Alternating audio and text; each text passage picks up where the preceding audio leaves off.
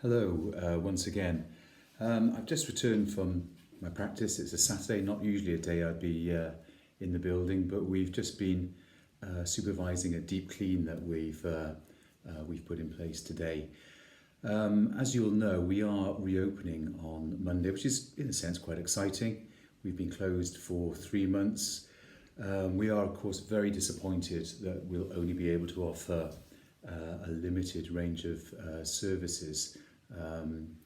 We have a backlog of patients who've suffered greatly during the last 8 weeks in terms of broken teeth, infections, all kinds of things, and these are things that we feel can no longer be left.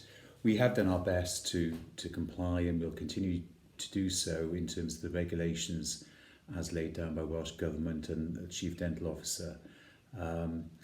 But I feel that we now have reached a point where we need to reach out to these patients.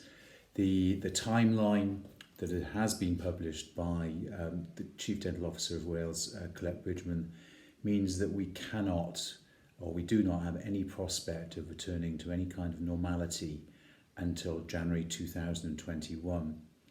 Now this has become very frustrating because our friends just a couple of miles over Beacon Hill in England will of course be reopening on Monday. It's fair to say that they're not going to be returning to normal dentistry as we've known it in the past, but they do have a pathway.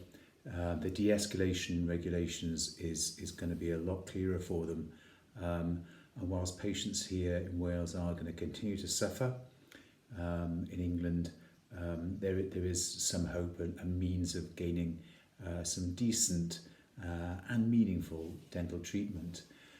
We took the step about a month ago to try and collect the personal protective equipment, PPE, that we thought we might need when opening up, and I'm glad to say that we're presently not under too much pressure with that.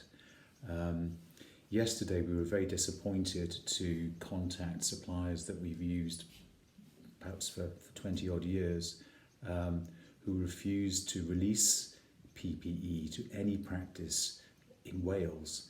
So there is going to be a scramble for it, but unfortunately Welsh dentists are going to be absolutely at the back of the queue for that particular merchandise, which of course we absolutely need. I have tried to avoid for the last 35 years any involvement in politics generally and dental politics particularly, but I feel that we've been so badly let down as a profession, and the impact that it's having on our patients and will continue to have on our patients in Wales.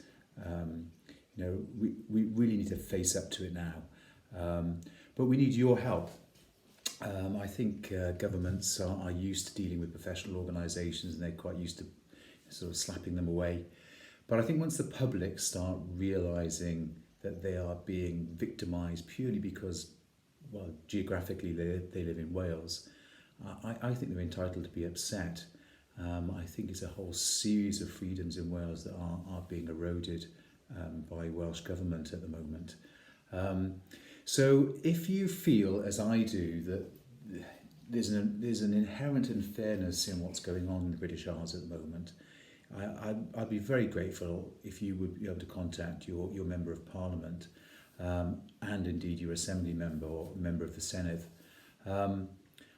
My Member of Parliament actually contacted me because a number of constituents had been contacting him in desperate straits and unable to access emergency treatment, despite the promises that we've seen from Welsh Government.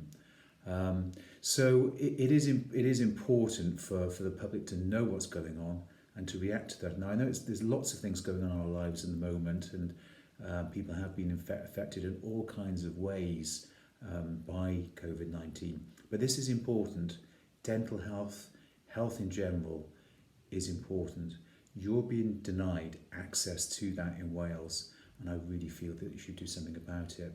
minimum, please share this video. But if you really care about your fellow citizens here in the Principality, I would urge you to contact your Member of Parliament and Senate member. Many thanks.